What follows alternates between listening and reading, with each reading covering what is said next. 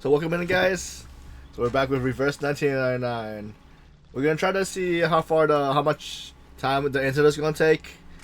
If it doesn't take long, we might start Lupera's story, or check out the new event. How many miles must I go till I see you again? All right, so let's start.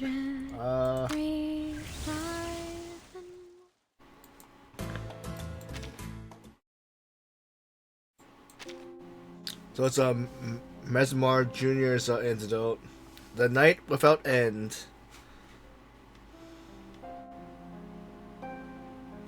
Right.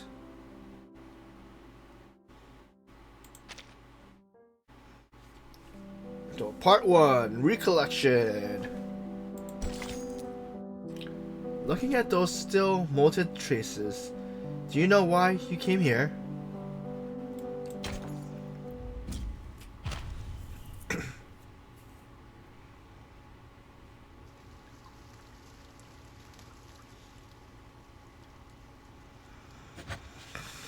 Only that day dawns to which we are awake.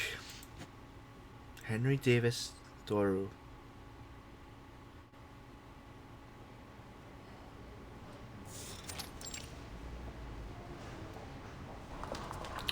In the wake of the chaos, staff are pacing hurriedly between the ward and corridor.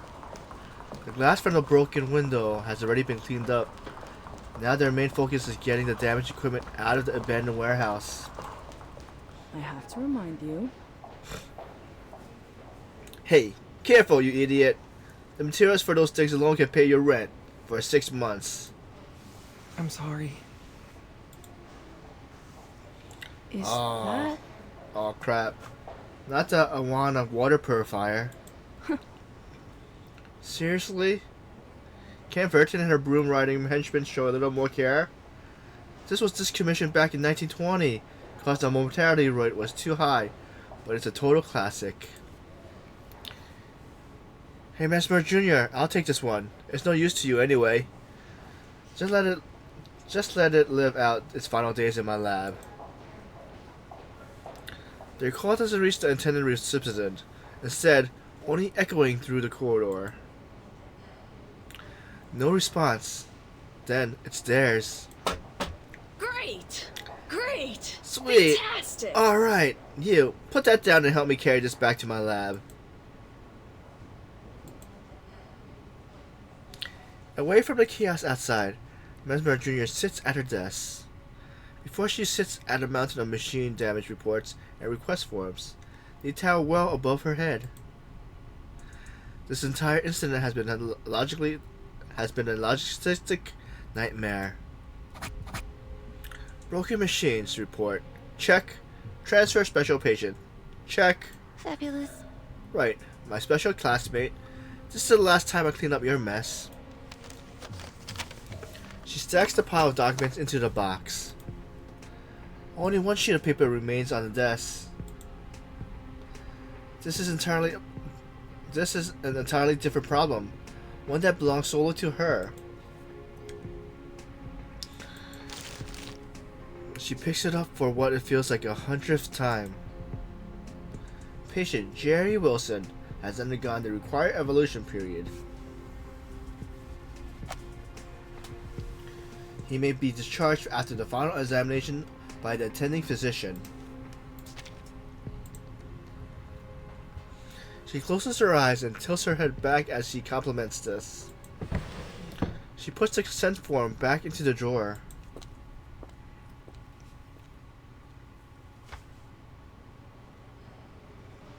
Amidst the hurrying people, a girl in a green nightgown stops in front of the iron door.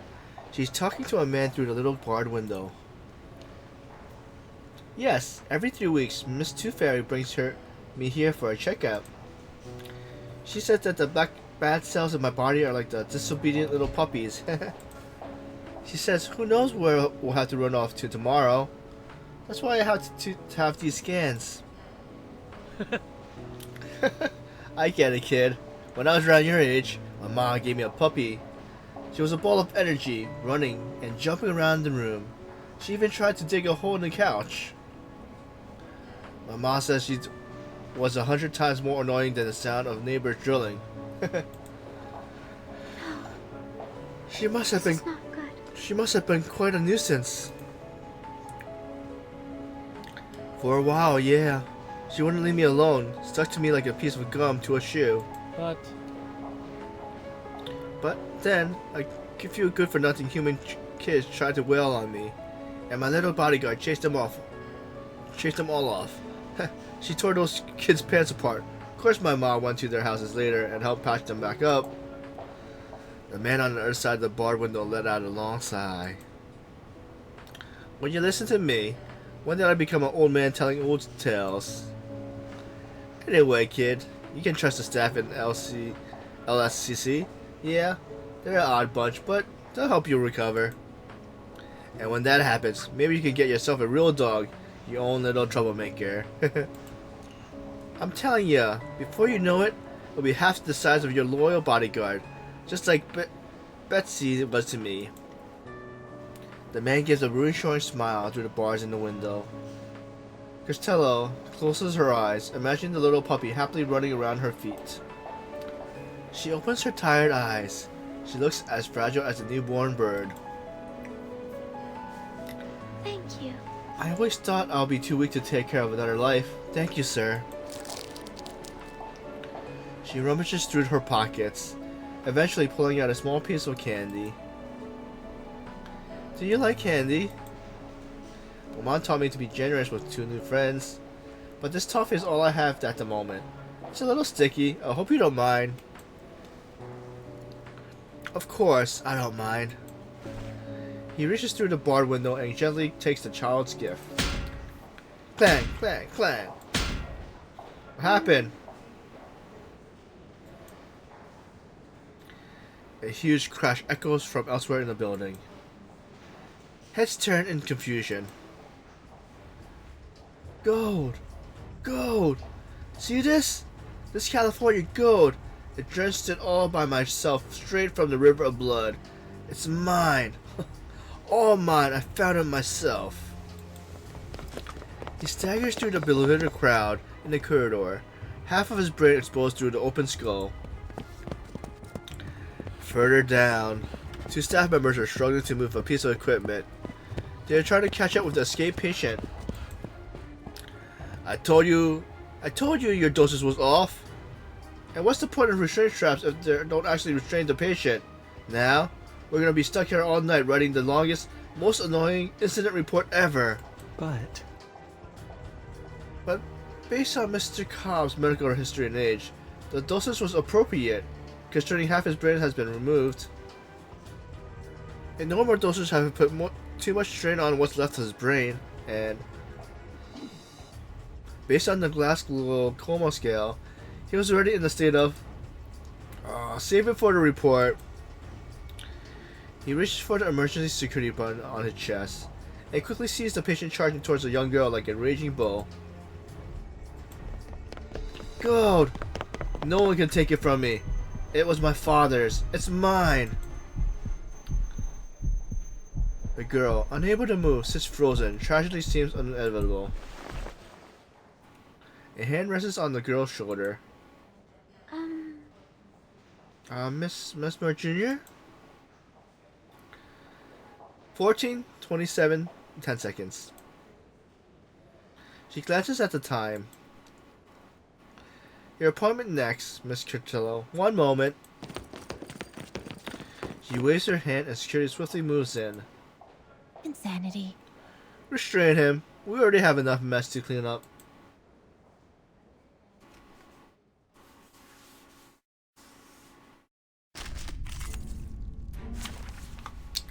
Are we fighting the patient?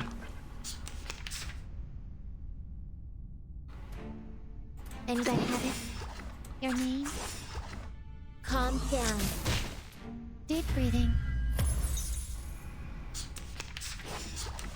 In.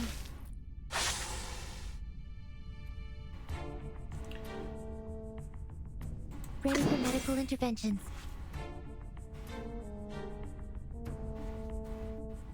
Anybody have it? Relax.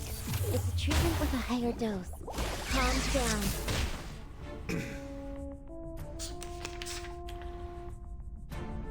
Your name? I will heal their madness. Deep breathing. Calm down.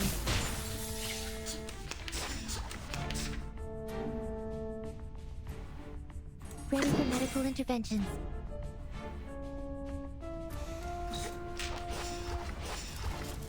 Relax. It's a treatment with a higher dose.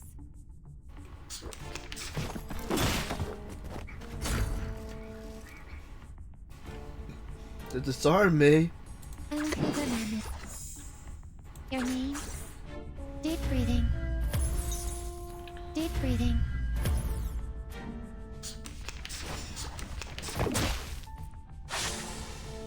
Anybody have it? Ready for medical interventions. Stay away from me. Relax. It's a treatment with a higher dose.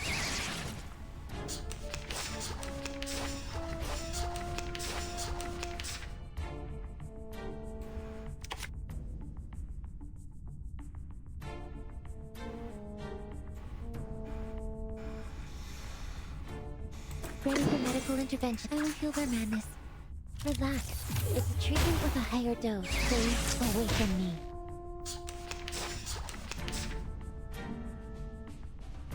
Your name? I will heal their madness. Deep breathing. Calm down. Let's call it a day. I need a deep cleaning.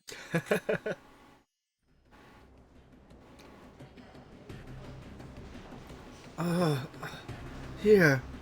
Yeah, right here. Have to bury my gold. The gold clutches in his arms is in fact a pillow. It slips on his grasp and falls to the floor.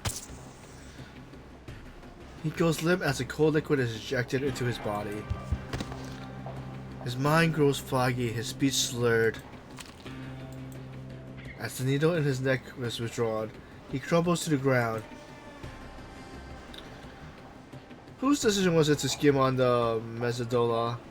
We have more than enough of it to keep those lunatics under control. Fabulous.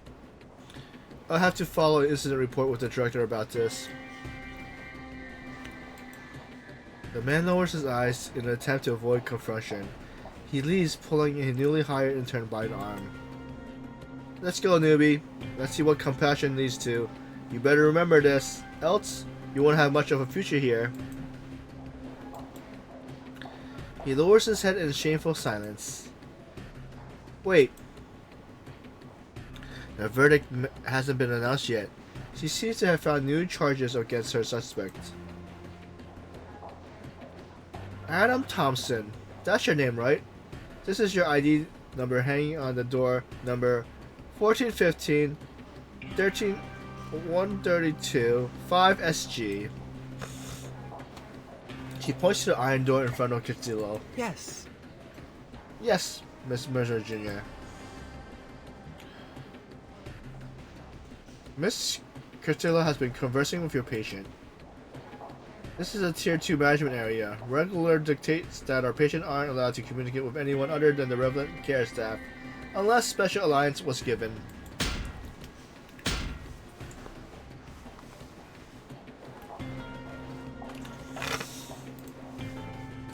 The patient behind the door suddenly slams his head against the iron.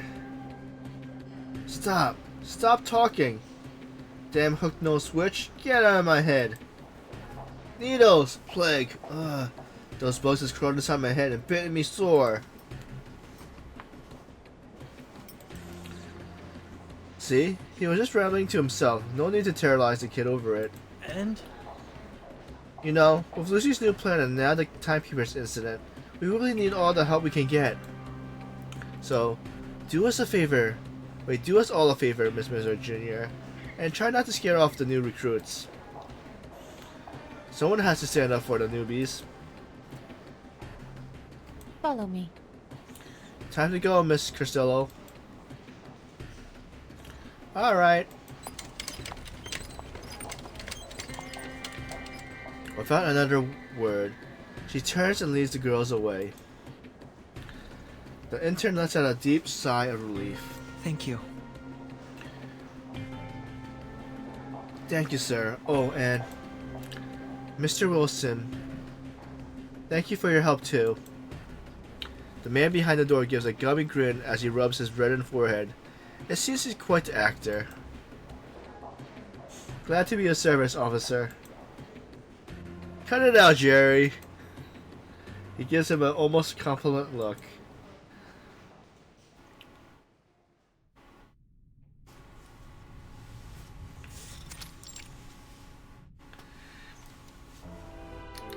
While Costello's treatment is short, she still needs a place to rest afterwards.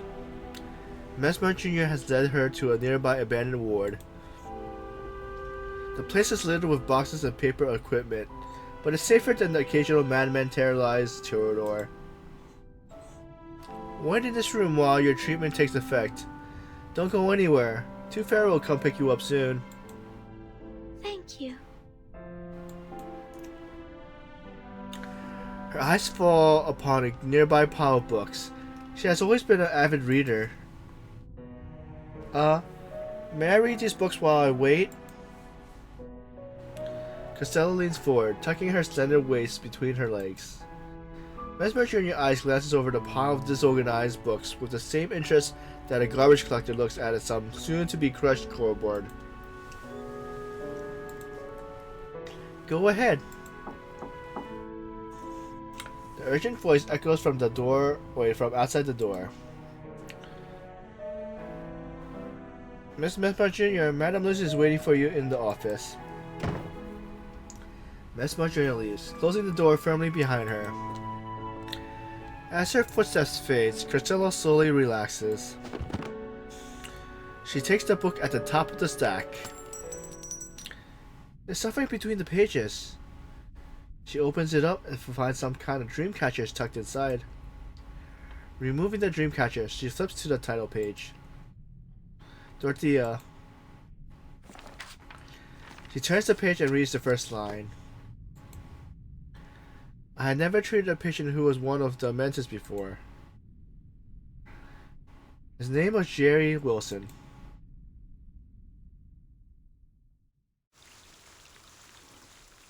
That's the guy that was in the ward. I mean, that was in the corridor.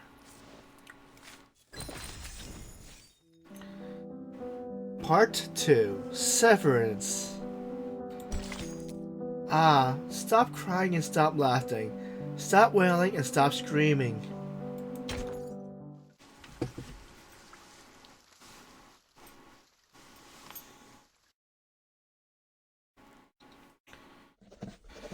I had never treated a patient who was one of the mantis before. His name was Jerry Wilson. In fact, I had never had the opportunity to. You see, I met him on the first day of the La Place Health Rehabilitation Center. From submitting my application to the first day of the center, the progress has been remarkably fast. I remember the night before I started. I was too anxious and too excited to sleep. On one hand, I was thrilled to become an attending physician at the rehabilitation center, a pinnacle in the career of anyone in psychiatry. On the other hand, I understood that when a massive institute suddenly speeds up the admission process, it means that they're facing some urgent issues, a situation that cannot be delayed. Oxygen saturation critically low, heart rate pummeling, pupils are dilated, patient Wilson fallen into a coma. We were rushing Jerry Wilson through the halls on a gurney. It was a race against time. Sweat gathers on her brow, but there is no time to stop and wipe them. His heart and lungs are failing. Get into the OR. We need a ECMO machine. Get it over here quickly. Fisher! Fisher! Damn it. Where is he? We need to get the ECMO machine. Our shouts echoed throughout the corridor, but no response came. Fisher was nowhere to be found. Fisher's in the washroom. I'll go grab the machine. Damn it. Do we have to get him diapers or something? Yes. The situation was beyond urgent. The number of patients under the effect of the storm syndrome was overwhelming. Most of them are arcanists employed by the Foundation. and a few were ordinary humans suffering severe neutralness as a result of intense mental simulation. Some swallowed razor blades, some smashed their foreheads into bloody messes, many have bowel eruption from shoving things down the throat and end up vomiting their own waste. Some well-meaning Foundation members had dragged their colleagues into safe confinement, only to have their legs broken by them. What if? Diamonds, triangles, hexagons. If there's one community in these afflictions, it was a delirium in their mothering. I had just taken over as attending physician at sunrise, and by the time I regained my senses, the sun was rising once again. It was that I understood why someone who wasn't even a psychiatrist, a girl oscillating between psych ward and OR, was given the position. They weren't lacking any physicians, researchers, or professional medical staff, nor did they need another skilled surgeon. But what they needed was a general practitioner, someone capable of bridging the gap between both fields. I come to see myself as a wall mender, someone who seals a crack the storm leaves behind. Is this the machine? I brought it over.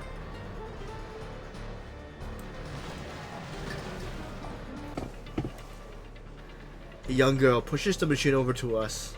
Oh, Thank you. Well done, girl. but But I'm afraid I don't have a free hand to push it. Could you help us get it to the ore? A nice.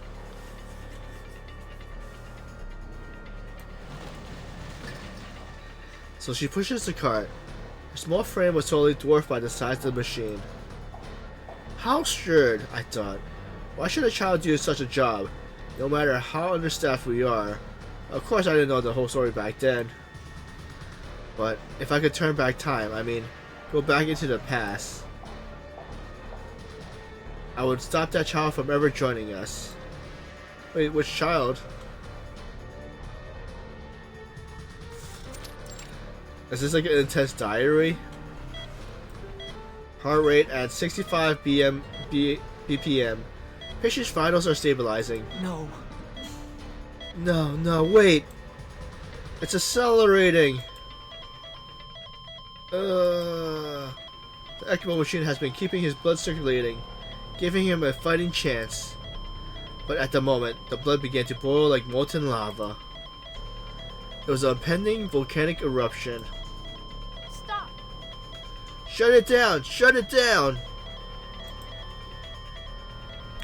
But others were too slow to respond, perhaps due to their exhaustion.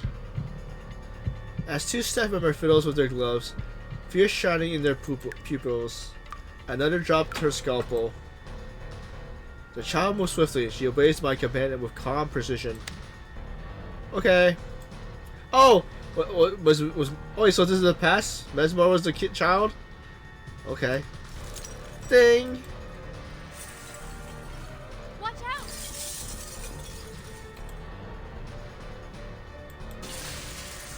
Blood spurted out from the ruptured machine, spraying the walls and ceiling, and the clothes and the face of the child. Blood transfusion. Get a new machine here now.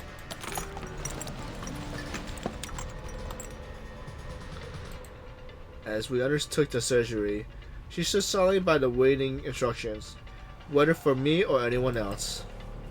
Despite the blood spattered on her face, she remains unprepared. In fact, she was the calmest of us all.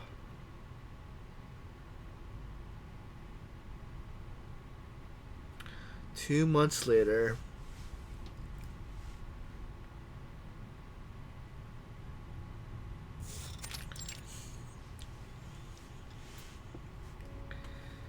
Jerry Wilson. He was cured up, unmoving in his bed. This is the third time the alcohol disinfectant has gone missing. I don't believe we have any germaphobes in the rehabilitation center. Let me know if you need to see anything, alright? He remains silent. Well then, I suppose I'll seek help elsewhere. Thank you for your cooperation, Mr. Wilson. I closed my notebook and prepared to shut the door. Wait. May I ask? Could you reduce the dosage of my anesthetic? A trembling hand emerged from under the cover, pointing to the IV drip. It's a fixed dose, I'm afraid. Any less, and your emotion will disturb you again. But I want to dream on my own. I want to see my mother. I'm sorry. Every medical profession must learn to refuse their patient. It's for their own safety. Wait, so you didn't recommend him or prepare to take any reinforcement risk measures? Tut Dorothy. Which hospital taught you to treat your patient like pets? Empathy is a tool that should rarely be used by the medical profession. I'm starting to think that you're an undercover arcanist, despite desperate to take care of your fellow man rather than a human doctor. Maybe I should do a little blood test and see if there's any arcanum in you, huh? Okay. Oh great. I'll add arcane blood test to my list of things to do. Not like I already have enough to deal with. Setting aside the joke, I return to the point. But Anyway, I'm just telling you to follow my lead. If there's one thing I learned during the times here, is that we take away the power of these psychiatric patients, not to punish them, but to prevent them from punishing themselves. And how do you propose we stop Jerry from chugging all the disinfectant in his place? Or will we just pump his stomach over and over again? so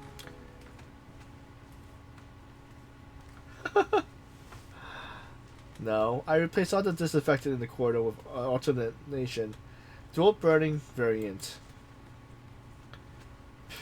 You really know how to think outside the box, don't you? At the moment, I noticed a child coming out of the sick room, busily adjusting the sleepwalking machine. I finally asked a question I've been aching to ask. What on earth did the poor child do to end up as a volunteer in a place like this? They were silent for a moment, then struts. It seems there are no real-life interest in the answer. She's not a volunteer. She's a Mesmer. She's a Mesmer? What kind of answer is that, I thought? okay. I brushed aside the topic, continuing our conversation on Laplace logistic and collaboration with the St. Pablo Foundation. But my mind was no longer fully present.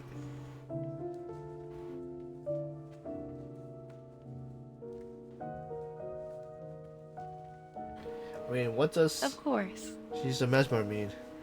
I know the history of the Mesmer family. Of course. I see.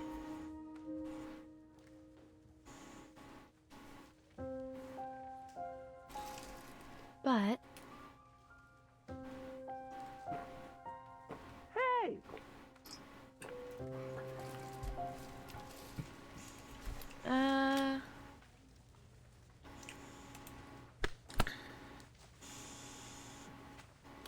My mind was totally wandered off.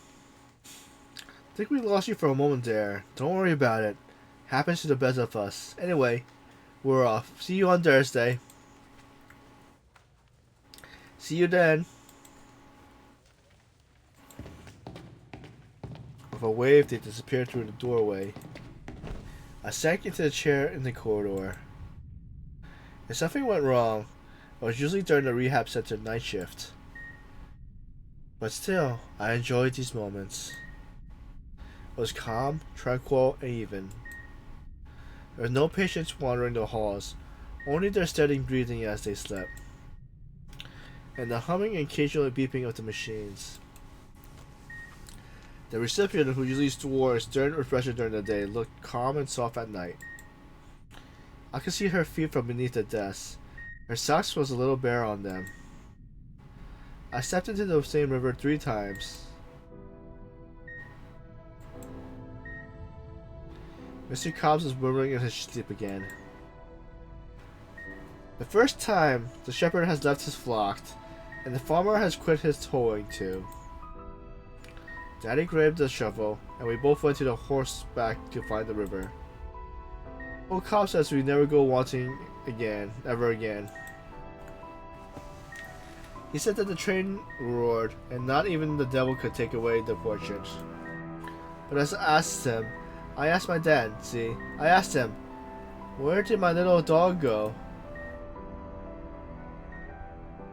Before I could realize what happened, my eyes has already closed. I didn't notice that someone was standing in front of me.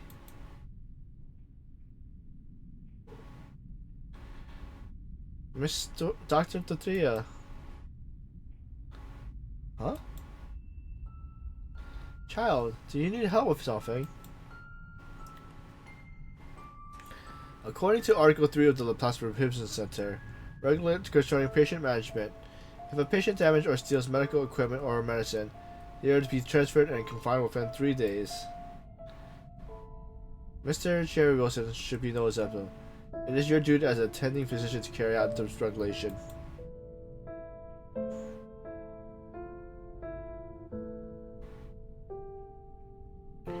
She has heard our conversation. These deranged arcanists are beyond reason, Dr. Tortilla. We need to deal with them rationally.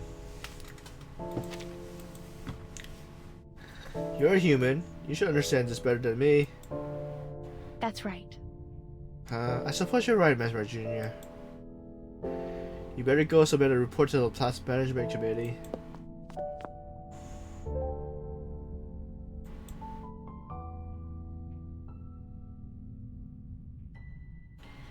What? You could just follow the rules and avoid the penalty altogether. I could, but I don't want to.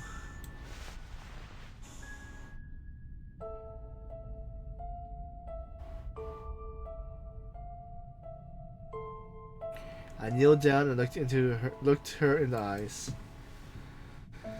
Is that right? You're not like a human at all. The comments was almost a whisper. Dr. Tatea, what are you doing sitting out there? The nurse hurries over. I glanced at Mesmer Jr. Sorry, it was my fault. Didn't you hear your pager? SPDM students had developed a new symptom. We need you there immediately, Dr. Tatea.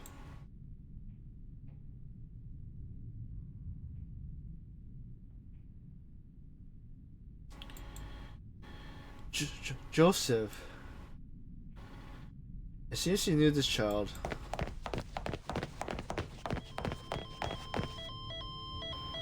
Arcanist blood can have a subtle influence on the nutrition of a child, often affecting their hormone levels and subtly their emotional state. Most Arcanist children are constantly developing these arcane skills and will naturally start to use them. But a small number of children develop severe physical and psychological issues. Their bodies and mind reject the whole bloodline. He's already showing serious conversation and reaction. His body drawing nutrition and his limbs to support what is considered vital organs. If things go on like this, his limbs will necrolyze, and we have no choice but to amputate.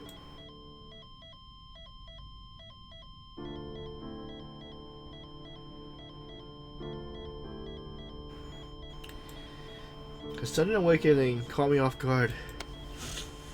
He gripped the girl's hand like a drowning man grabbing onto a floating piece of wood. Can you tell the doctor not to cut off my legs? Please. I promise I'll never throw paper balls at you again. I swear. I swear. She remained silent. The Rion Joseph's hands from her to assure he didn't hurt her. Then I stroked his burning forehead.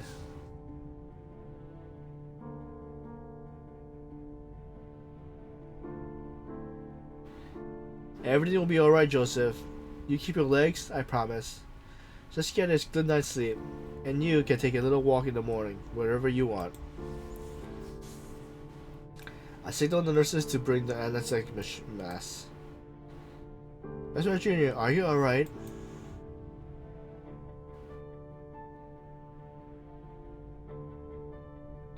Again, she remained silent.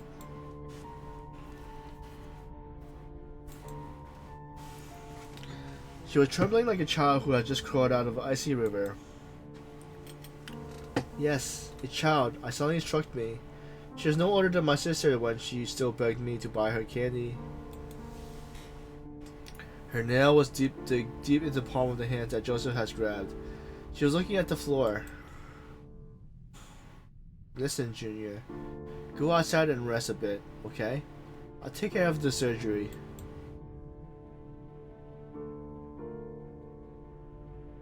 No. I'm staying, I promised him. I already promised him. She hasn't spoken her promise out loud, but I understand what she meant. Let's begin. I gave the nurse a nod.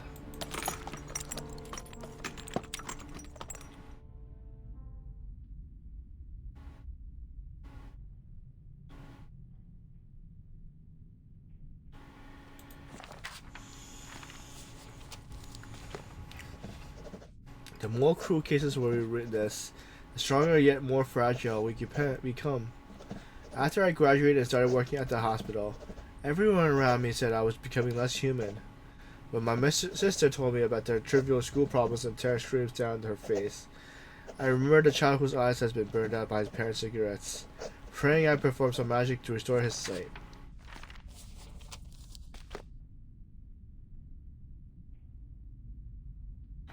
Don't blame yourself, Junior.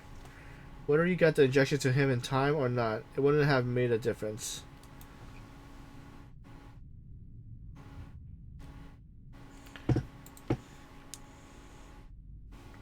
Her eyes were on me, but I could tell she wasn't all there. They were hollow, vacant. Please step aside. I need to throw these into the medical waste base. According to the rules in the disposal of medical waste, these legs must have been brought into the popular location.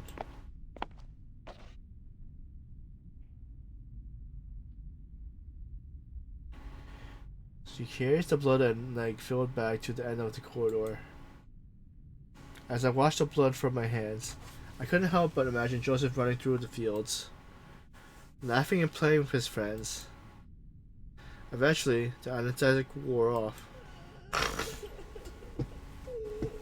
and the boy's heartbreaking cries wails throughout.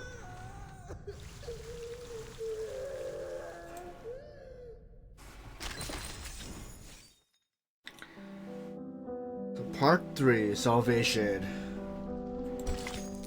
You mock it, you demean and insult it. Oh, but you believe in it.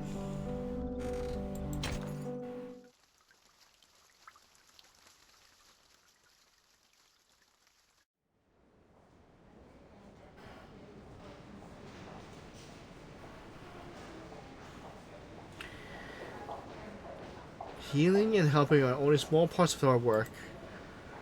The Rehabilitation Center houses a large number of mentally unstable patients. Besides protecting them, we must also protect ourselves. You people are trying to poke my soul clean out of my head, steal my organs and then stuff those damn curses on my body. I wouldn't allow it. I won't. He was rushed to the tower, waving a syringe in his hand, threatening anyone who tries to approach.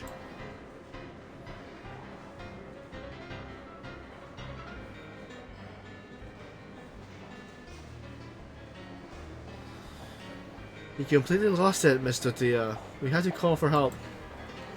Wait, No, wait, come on, Dorothea, use your blade. Something might have triggered this. There has to be a way to calm it down.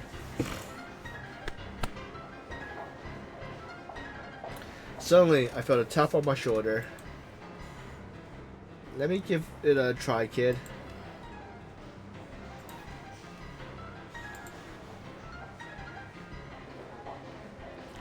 But you're a patient too. We can't let you do this. Hey Millie, congrats on getting first.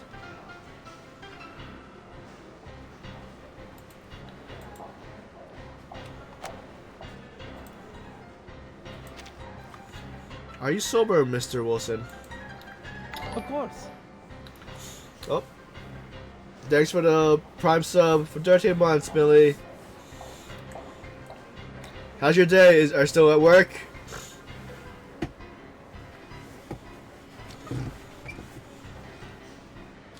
Yeah, thanks to your throat burning disinfect.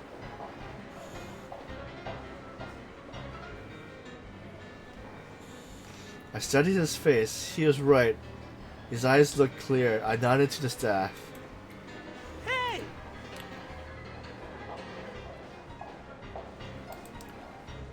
Hey Cobbs, you ruined my breakfast. What got you so worked up? Why don't we have a talk, huh? You can share my bread.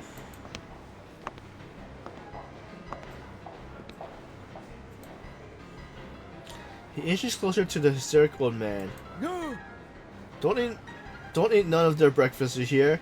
The milk's poisoned. No problem. No problem, buddy. No problem at all, you know. I'm more of an alcohol lover than a milk drinker. I never even touch that stuff. Nice. Oh, good, great. Your head won't morph into a diamond. Ha! You won't become one of those terrifying horned devils. Cobbs continued to mutter to himself.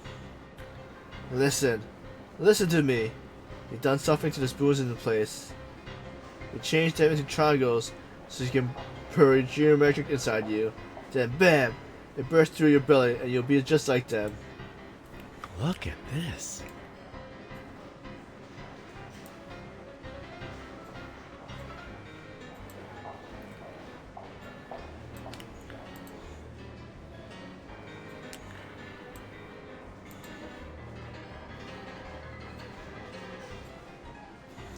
Look, I have a spoon in my pocket, see?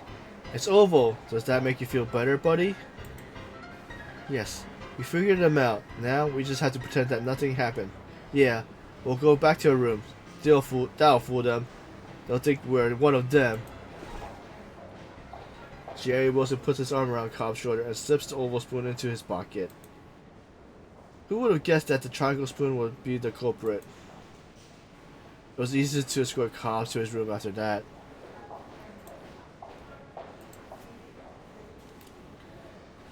You should tone down the look on your face, little girl. Most of the time, you just need a friendly face to make them feel better. Your arcane skill, what's it called again? Magnetic therapy? Not a cure-all, you know. But my arcane skill has been tested many times. The results can't be wrong. No, I must have misused it. I haven't fully mastered it yet. I was supposed to calm him down. That was my responsibility, my duty. She started to scratch her scalp. Then her words went from monotonous, repetitive, to murmur fragments and broken phrases. I saw her pride wavering, saw her fear. Things had reached a tipping point. Is she alright? Junior. Mesmer Junior. Hey kid! I grabbed her trembling hand and she finally raised her head to look at me. Her eyes was red as she looked at me, but she hasn't done anything wrong. How about we go for a walk? I need some fresh air.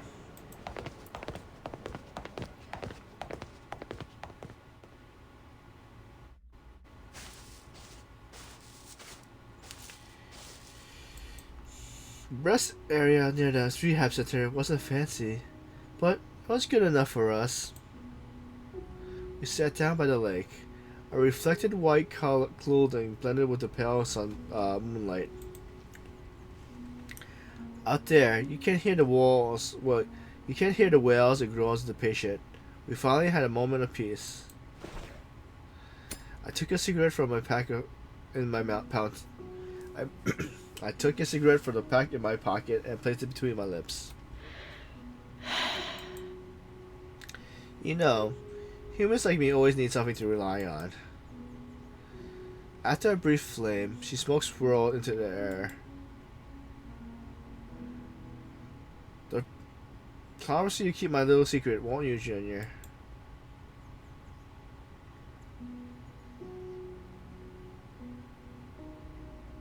I will. Thank you.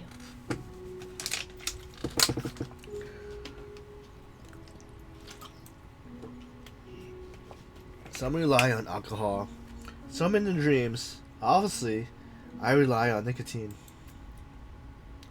When faced with terminal illness and death, we rely on things all the more. There's a nurse I know who specializes in caring for abandoned or defected Arcanist children. Mesmer Jr. hunches over, listening intently. Every time a child dies, she would kick a stone from one end of the hospital ground to the other. When she was done, she would go back to her post as if nothing happened. Alright, we'll see how we go. I might do some Icarus later. So I'll see how long the story's gonna be. I've never seen such an odd thing to rely on. Anyway, one day, she suddenly stopped doing it. I paused to put out the cigarette. Why would she do that? That helped her, didn't it? I have to let you ponder that one yourself. I told you my secret, so what's yours? What do you rely on, Junior? I don't know. The SPDM doesn't allow the kind of things you mentioned. I just do as I'm told, moving back and forth between the SPDM and the Plus. My father said that I'll become an important member of the SCC in the future and bring honor to the family. He said that I must make my contribution to a piece of the world. He said that the Mesmer arcane skill is special, and I should use it to calm those in need. Hey, no one asked for your opinion, did they? But it's my duty of the Mesmer family to put our arcane skills to good use. We're the only ones who can do what we want. Do what we do. We had to follow the rules. You had to follow reasons. And then how things get done. My father said that the entire family gathers and decides on an optional path for each of us, including me. Oh, I'm jealous. I've always been more of a figure it out as you train. I've done all sorts, served at restaurants, delivered a full... I fainted the first time. Wasn't expecting so much blood. When I came to on the hospital bed, my future colleague said, "Guess the little duckling dove head first into the ocean." Haha. I never experienced anything like that. At the SPDM, we had to do as we're told. What must be done? You have your chance, Junior. I patted her on the shoulder. The experience with memory storage using the artificial Somalia machine. When things calm down at the reposition center, I'll take you in a few of my memories. There are plenty of files, plenty of time when I made a fool of myself. But I suppose your arcade skills let you go to Dreamland whenever you want, right?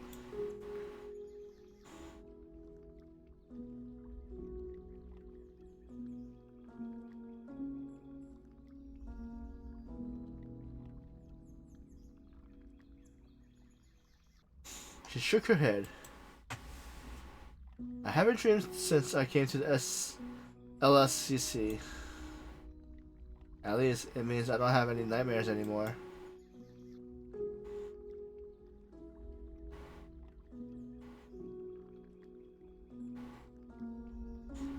I was worried about her. Dreams help us release our repressed emotions.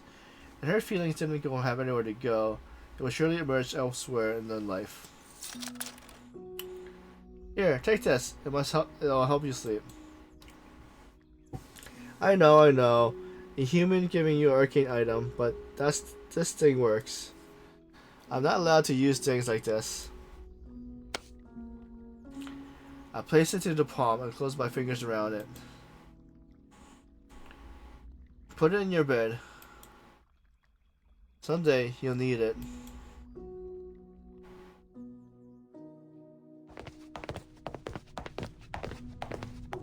Oh.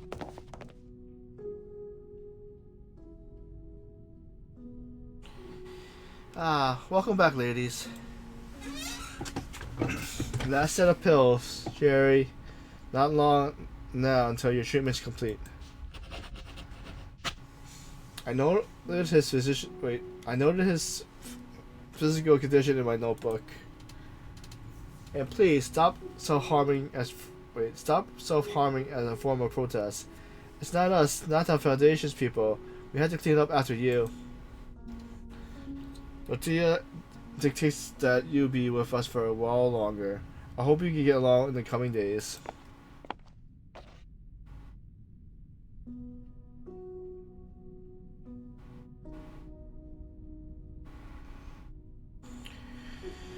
Junior came into admission his last round of magnetic therapy. Please close your eyes, sir. But he didn't close them. May I ask? Could you reduce the doses on arsenic today? I think I'm ready to dream. She never looked up at me. I strutted. Let him dream.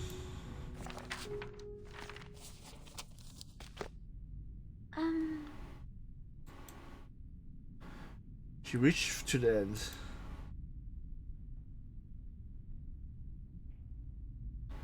This is the last entry in the diary.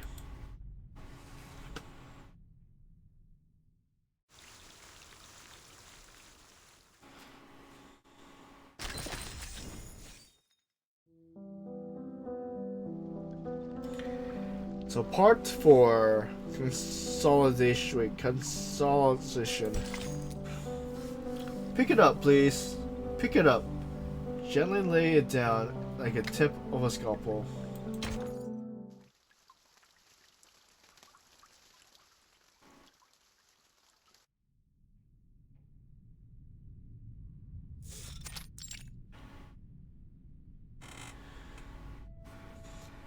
Peter from the South Pablo Foundation has passed down an order to the LSCC. We need to release Jerry Wilson, Mesmer Jr. Is that part of the plan?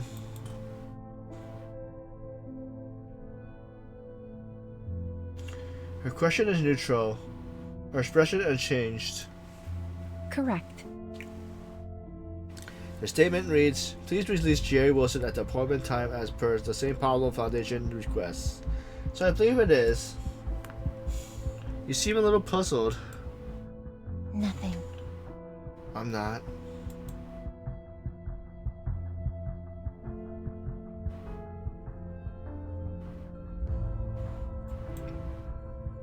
I'll take my leave now, Madam Lucy.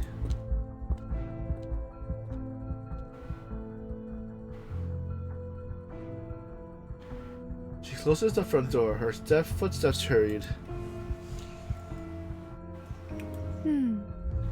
Did I understand her incorrectly, Simone? Was she not inconsiderate with her usual self? You're right, Madame Lucy. Something was a little off. Oh. Yeah, she seems to be expressing that what we call emotion. Surprisingly, I consider Mesmer Jr. to be the employee who follow logic and reason.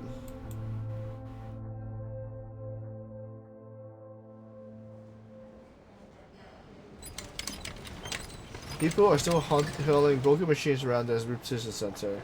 It is a chaotic scene. Wait, this is... This will need to be submitted to the LSCC for further dismantling. Its recyclable is quite reasonable. And please, don't let Medicine Pocket find out about this machine. I'm not filling another secondary option report on their behalf.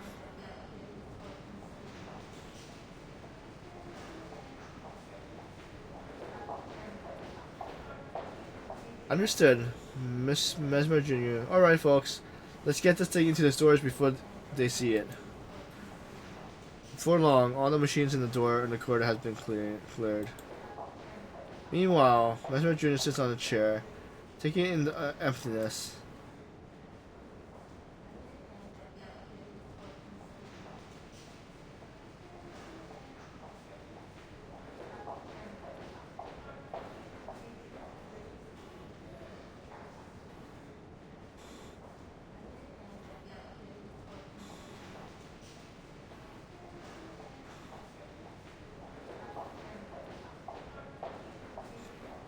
There is no tickling, no peeping, no steady breathing. The new receptionist sits at the corner.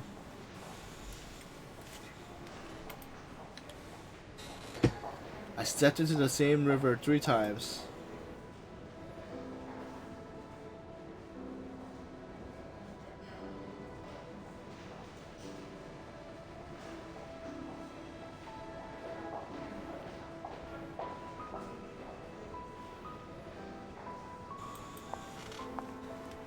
Khan's voice echoes from a nearby ward.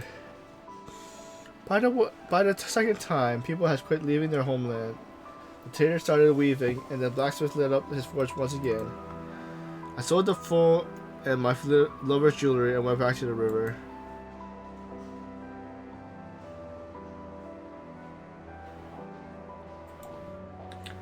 One grain, 2 grains. There was much gold left in the barrel land. The soul townspeople all said that the little cops has become old crowd. Yeah, I'm sure he did. They weren't no lucky cops no more.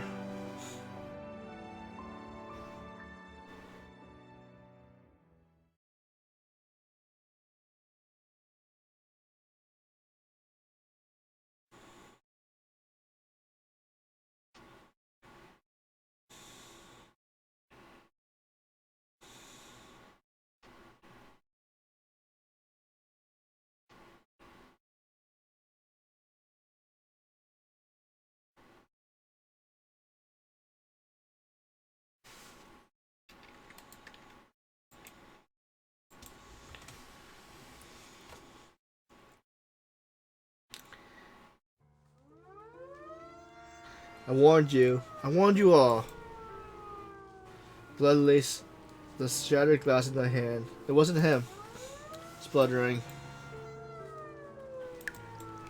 The point of the shard was dug deep into her neck, blood pouring down as it over Jerry's clenched fist. Tortilla! Just let it out of here. Wait, just let me out of here, and no one gets hurt. You heartless bastards. You Foundation fools want me to obey your orders, be a bootlegger dog. But not one of yours ever accepted a single But not one of you have ever accepted a single one of my requests. So let this damn human murderer pay for her blood. Security personnel close in on them. I don't understand. All that has nothing to do with us. We're only responsible for your treatment.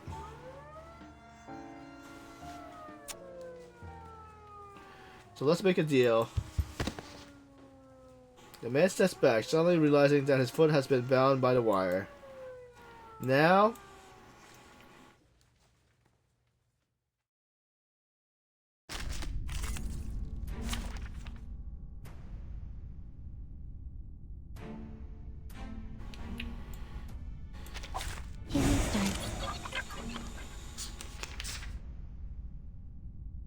this battle again.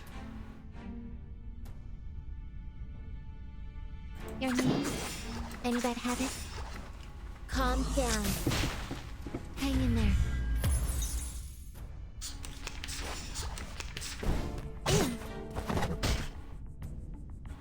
Your name? Ready for medical intervention.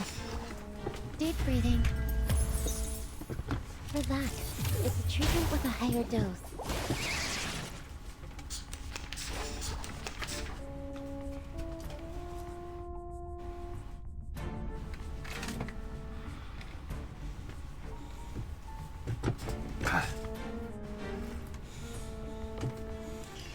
Let's see. Your name? 2 attacks. VTuber madness. Stay away from me. Calm down.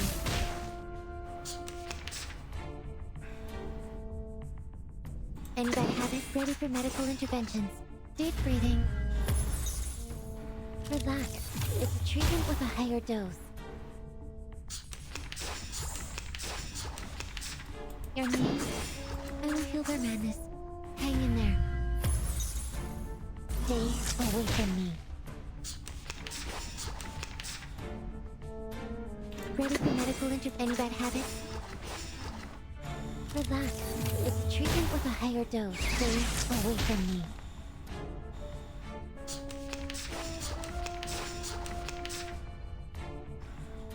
Your name? Ready for medical interventions. Calm down. Relax. It's a treatment with a higher dose.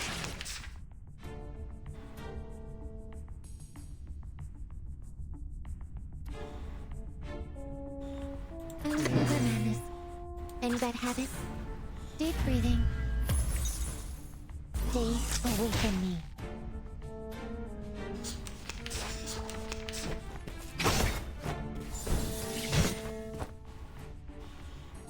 Your name?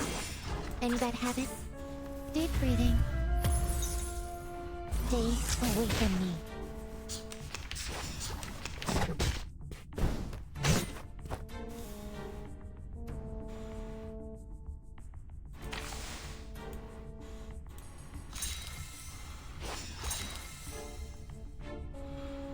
Your name? Ready for medical interventions. Calm down. Relax. It's a treatment with a higher dose. Let's call it a day. I need a deep cleaning.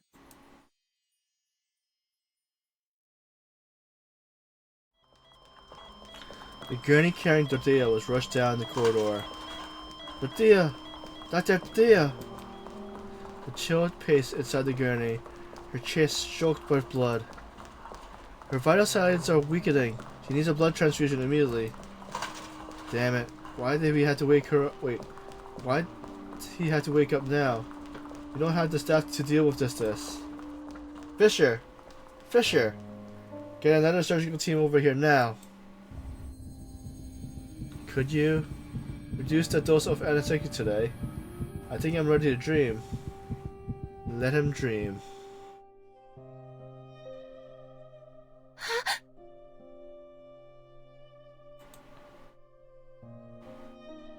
It was supposed to be a quiet night. Junior. Her voice was weak, her lips trembling. Dr. Tadeo. Danny. Danny. She regained consciousness. Come closer. The squeaking of the turning wheel and the furious chatter in the room drowned out her weak voice. Stop talking, Dr. Tadeo. Your throat. No. No, child. Come closer. Mesmer Jr. leans close. Only she could hear what she has to say next. Mesmer Jr., we need to enter the operating room. You have to let go of her. The gurney slams through the room door. As the door closes behind them, Mesmer Jr. was left alone on the other side. No. No. Tears poured down her face as she collapsed to the ground. After a long while, a comforting hand rests on her shoulder. Is that Jerry Wilson? Wait, no, he was on the... Never mind, can't be him. What did she say? She didn't respond. She just silently watched the flashing red lights.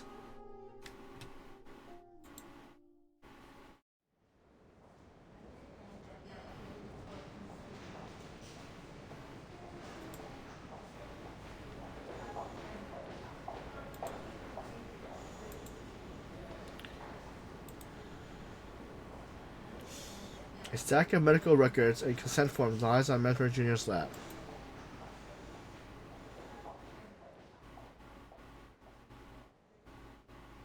The room is silent. She is alone.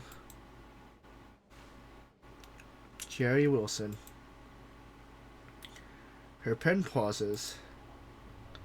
She stares at the name in silence, then signs her name at the bottom.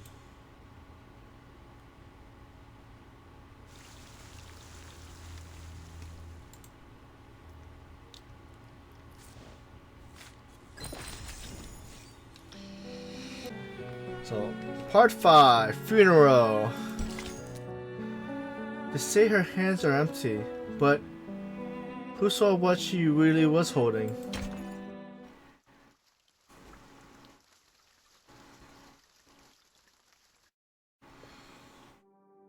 Two days later.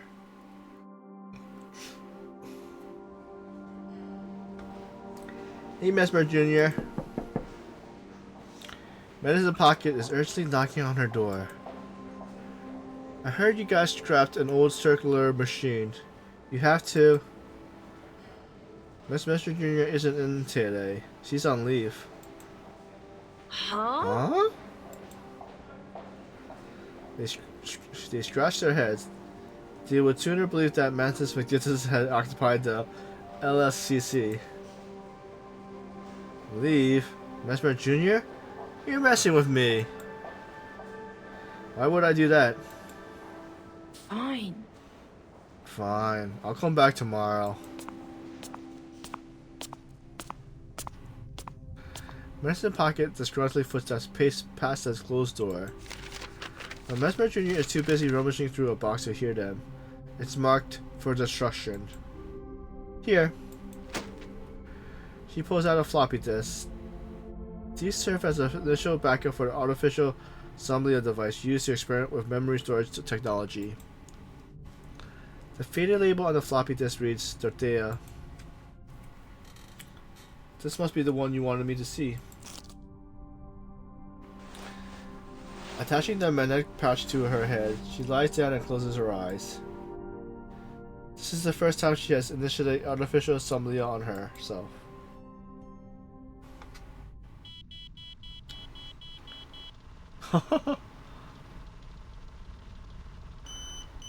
Read successfully.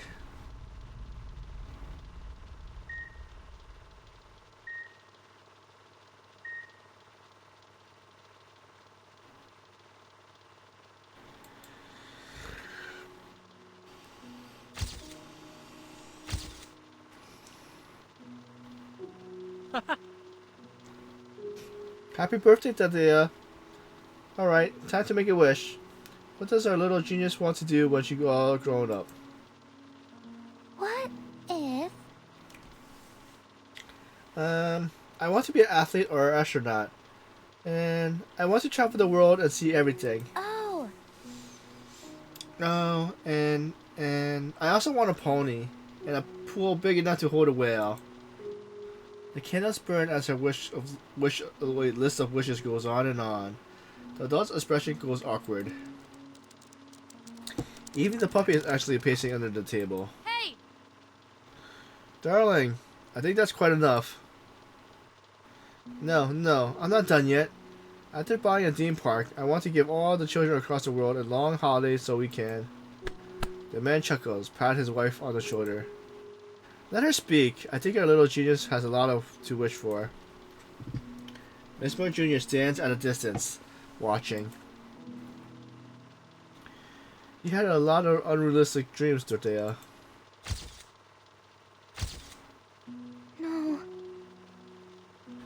No, sis. It wasn't your fault. You did everything you could. Her distressed sister swaps down, dirtying her nurse uniform. You don't understand, Dottie. I can't take it anymore. I can't bear to look into those children's longing eyes. How can I keep doing this? How long can I keep lying, telling them that everything will be alright? Yesterday, I kicked another stone across the ground. When I kicked it to the corner, you know what happened? It bounced right back, right off all the other stones I piled up there. There's so much beyond my control. It's breaking me. Dottie, I can't bear it anymore. I'm going home to rest for a while. Maybe do something else, you know. Something to keep me closer to the family. Dorothea puts her hands on her back, sharing her burden. no matter what. I'm always here for you, sis. She hugs her sister, the medical school badge clenching tightly in her hand. This isn't the first resolution that Mesmer Jr. has seen. In fact, the scene is rather common. Coward.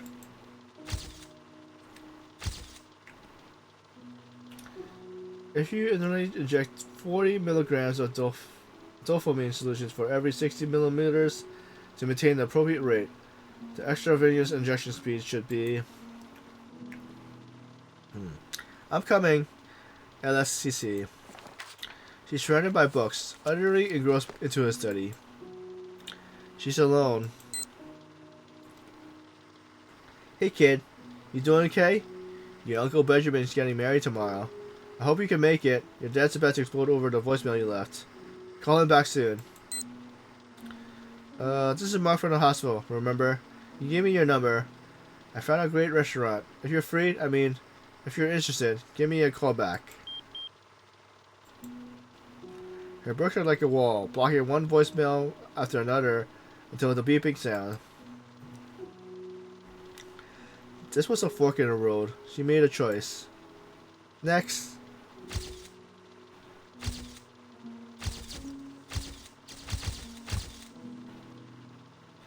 She sees her graduation, the bare winter trees, and her classmate posing for photos. She sees her being schooled by the head nurse for smelling like cigarettes. She sees her announcing a family member's death to the first time and how she ran to the bathroom afterwards and sobbed uncontrollably. A family trip, a ball, a funeral, a prayer. Struggles and joy, anthology and defibrillators. This is starting to feel like a waste of time. Good. Alright, Dorothea, that's enough. Her hands approach her forehead. All she has to do is press the magnetic patch and the somnia will end. Huh. In the darkness, a figure stands in the distance. As the silhouette reader approaches nor moves away, it just stands there like a statue. You grown up, Junior.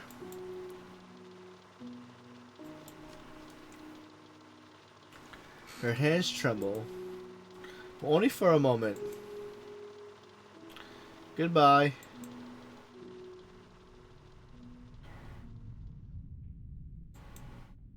Looks like this will be our last meeting, Dr. According to the protocol, these files will be destroyed next. She tosses a floppy disk back into the box and checks the time. 3 minutes and 4 seconds longer than expected.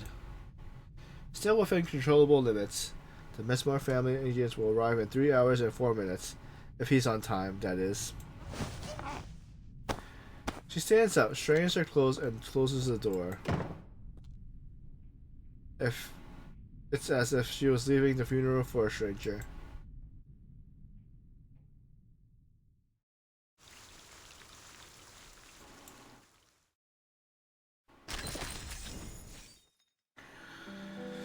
Part 6. Discharge. As they chew the juicier grass, wolves and fences are one and the same.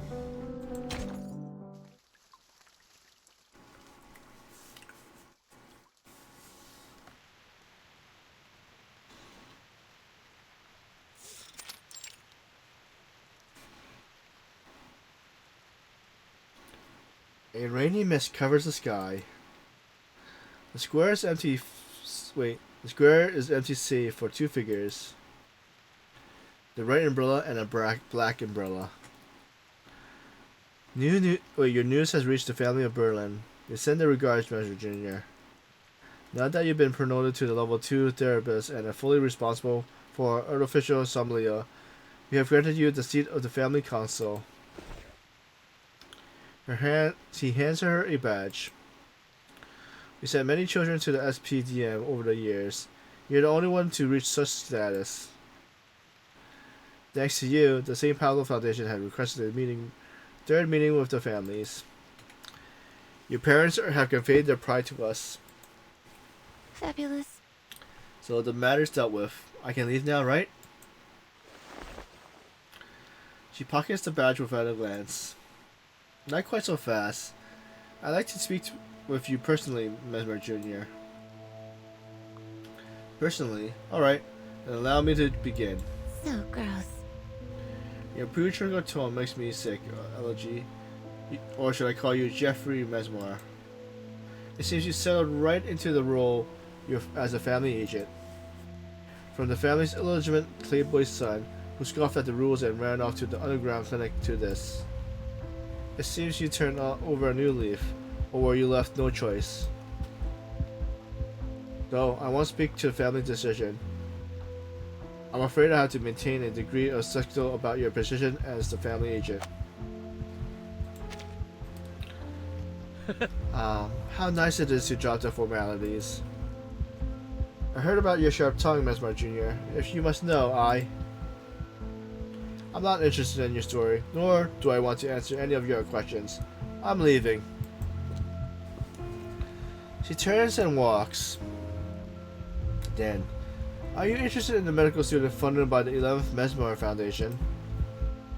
According to the records, you worked together for a time. Her name was... what was it? Oh, Dorothea. She halts. I heard that. The Mesmer family pulls some strings to get her through the LSCC review process. I heard she died at the hands of a deranged patient. What a pity. You're overthinking it. Is that so? The family's rather concerned about the matter since it involves the Foundation's decision to release Jerry Wilson.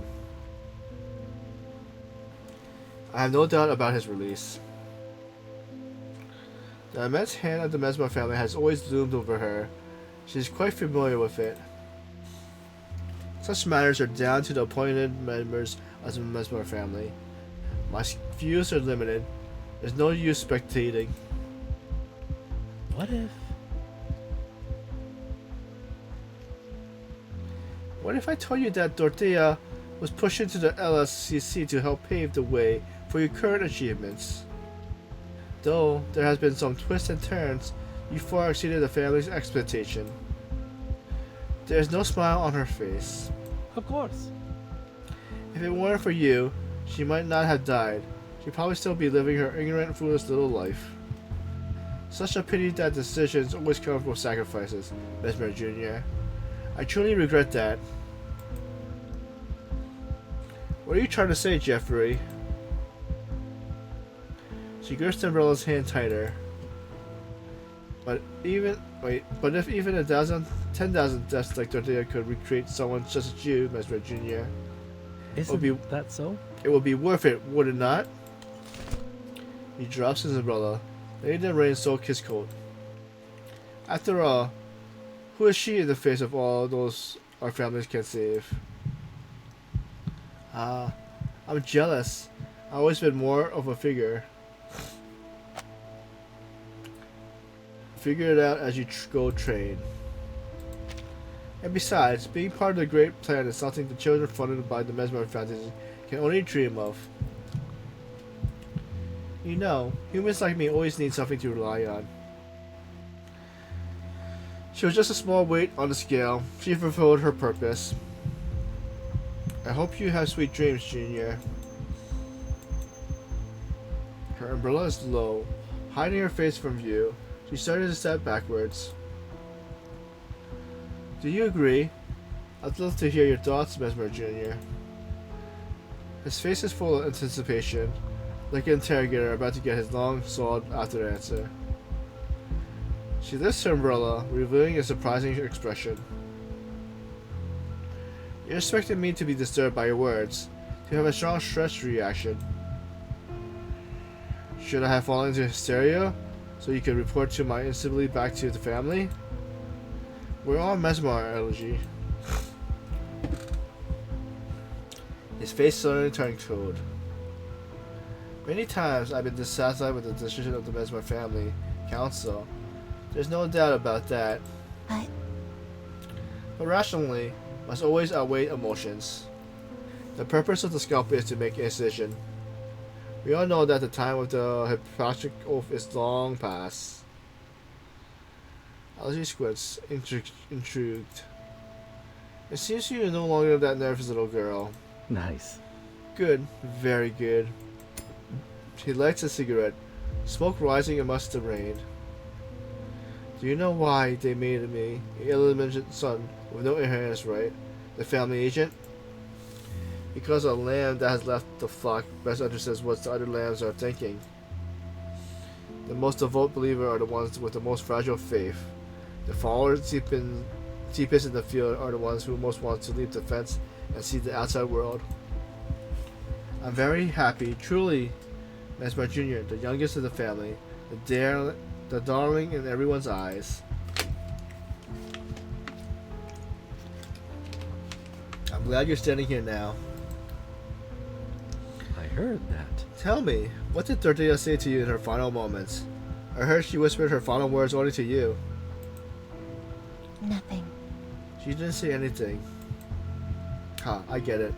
Go ahead and keep your little secret. That's not what I'm doing. He raised her blood and stares directly at him. I didn't hear what she said. She started to bleed out. Her throat was already filled with blood. I leaned into her pale lips, but I couldn't hear anything. The shard of glass has penetrated 6 centimeters into her neck. All I could hear was the gurgling of blood in her throat. Can I go now? Go ahead. The two umbrellas leaves each other, like two pieces on a chessboard.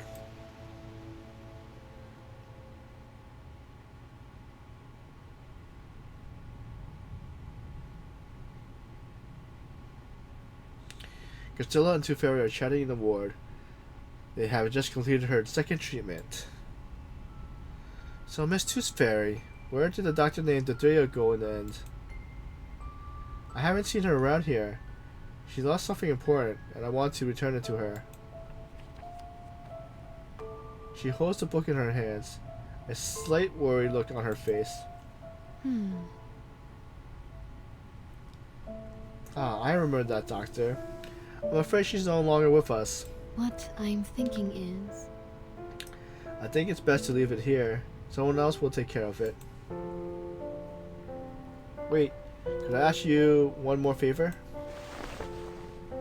Christillo clutches the book in her hands.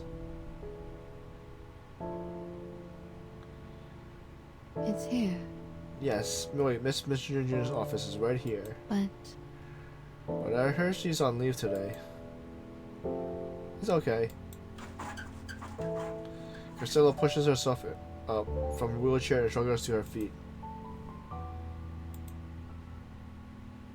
With all her strength, Christilla raises her hand. Miss Christillo, I can deliver it to her for you. Thank you. No, thank you. I just want to make sure Miss Murray doesn't lose it again. That should do it. She sits back down in her wheelchair. Let's go back, Miss Tooth Fairy. of course. They make their way back.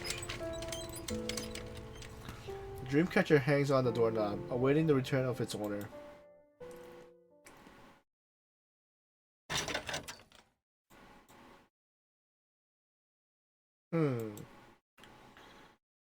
Jerry Wilson, right? You're free to go.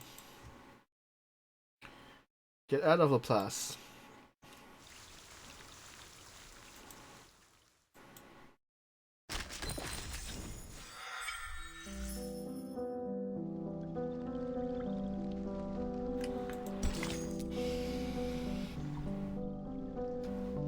Part 7. Dream. Those who carry no lamp still wanders in the darkness.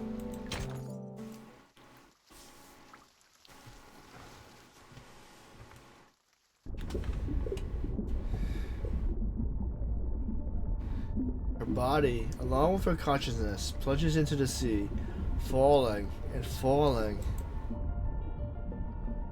A deep sleep is about to descend, but her consciousness touches the bottom. Is this a dream?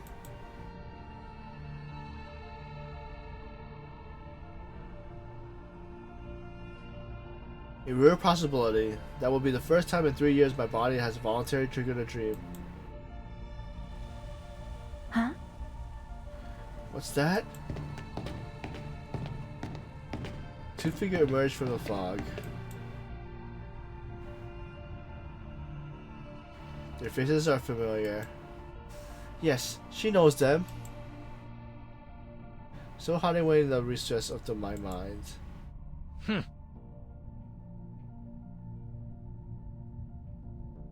Ah, it's you. That plague sent me over to that damn family again. Your shame is persist, isn't it? You're gonna keep it all to yourself. Take it to the grave with you, aren't you? Well, I'm gonna knock some sense into you, you narcissist. Tortilla would still be alive if she hasn't got close to you. Was it really rational to let Jerry Wilson go? You should have paid for Tortilla's death. You could have punished him in 1,000 ways. But you had to just wait. But you just had to listen to the higher ups and let the bastard go, didn't you, Mesmer Jr.? How noble, how rational of you. But wait a minute.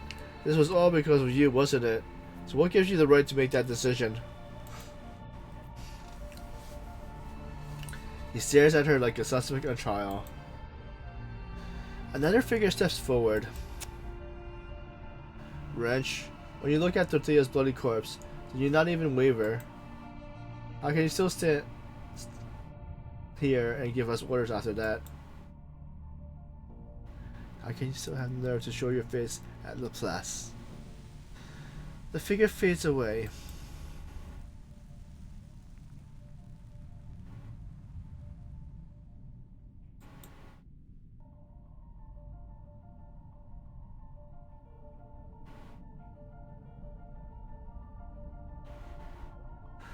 When it comes to restraining Vertin, you could have done things on your own way.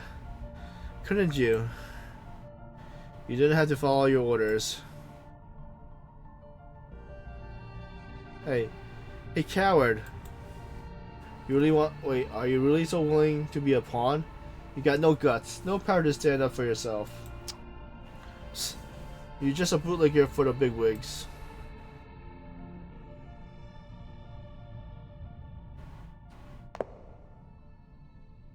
Mesmer Jr. turns her back to the fog. Of course, her feelings of shame and guilt wouldn't manifest in a dream. She knows that better than anyone.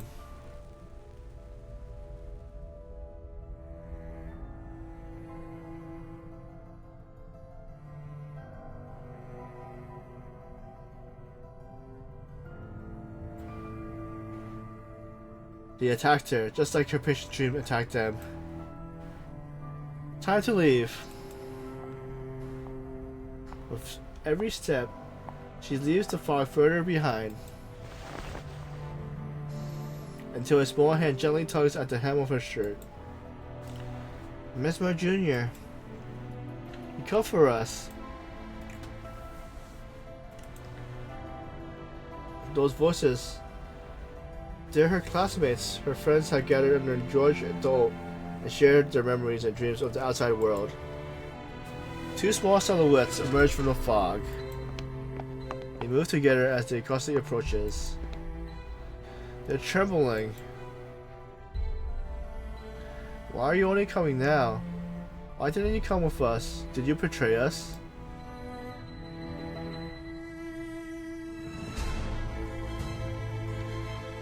Mesmer Jr. clenches her fists.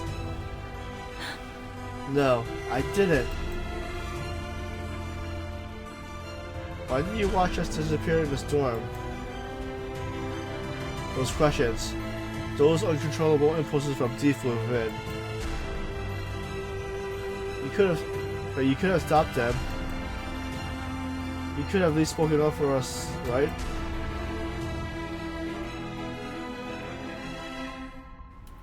Tears roll down the children's faces.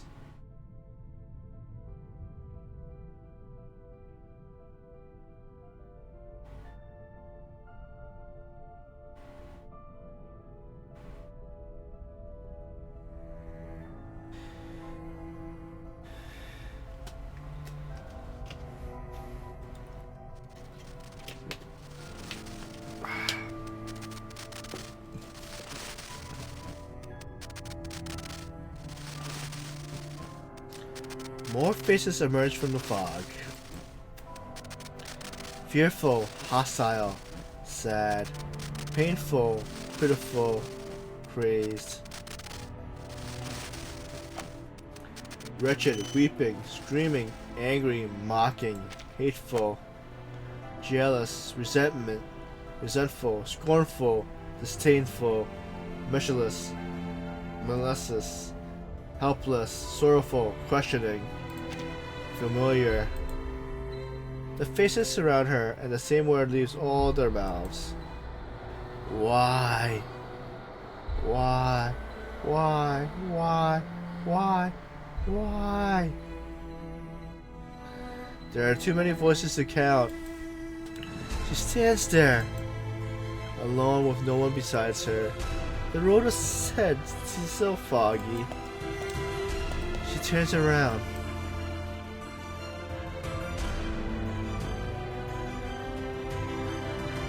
One by one, figures stand, all staring at her. The fate of countless Mesmer family members intertwine and converge upon her. She looks back at the faces in the fog.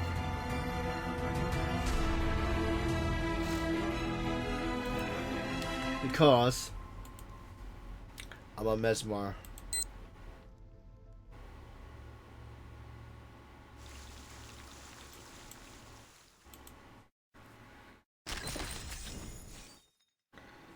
And part 8, River. It flows quietly, even constant.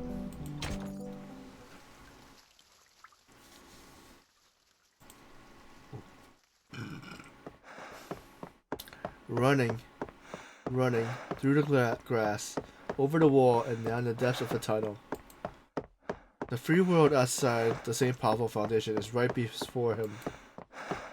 Haha, you can't stop me. None of you can stop me now. Even the Foundation's hounds will lose my scent eventually. He heaves his exhausted body through the darkness like a walking corpse. The toffee drops out of his pocket. Huh?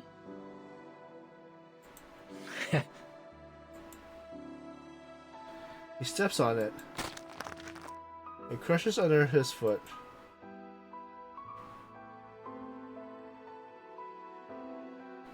Damn Foundation bastards. Siding with the human that killed my mom and pa. Killed my mom and not even putting the devil in trial. How can you expect me to help you after that? He drags another foot forward.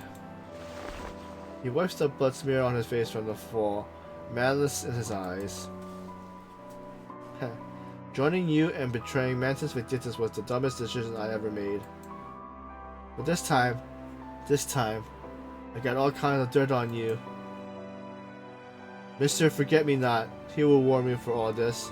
The Mantis Victitus will make that murderer pray.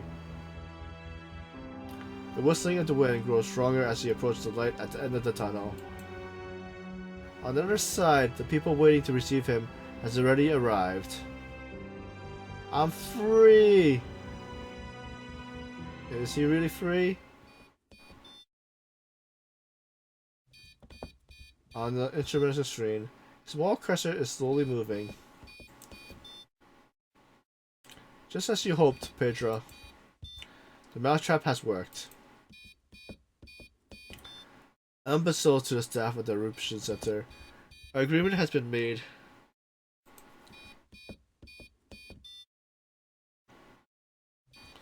Now let's see which hole this little mouse scurried into.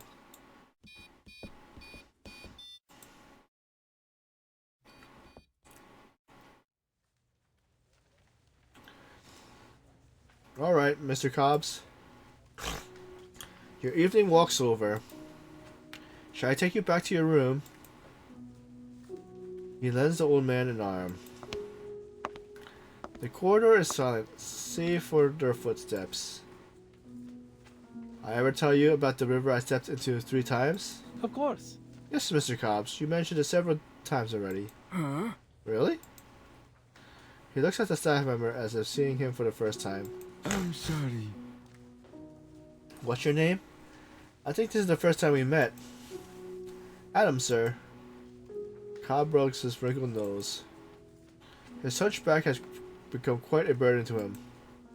Anyway, kid, the third time I stepped into that river, I've grown so old, you see, forgotten where I am. They say my mind's going backwards. All I remember are these old stories. His mind is clearer than the day. Wait, his mind is clearer than it's been for quite some time. I come from a big family, and many nights the other kids would lock me up in the house, bolting the windows and doors. Funny, I can't seem to recall any of the faces now. Anyway, one day I snuck out, and back to the river I went. Some say we never stepped into the same river twice. The kids all say that the river has long dried up, that there wasn't nothing but cracked dirt left behind. But I knew they were lying. He closes his eyes. Because... Ah, did you see it? My puppy, the one I lost. He's been hiding there by the riverbank all along. Huh?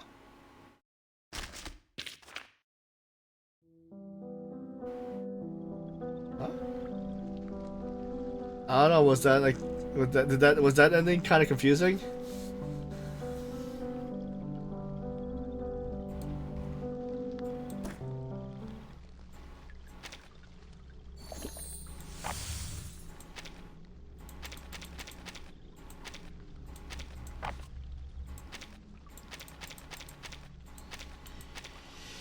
Alright.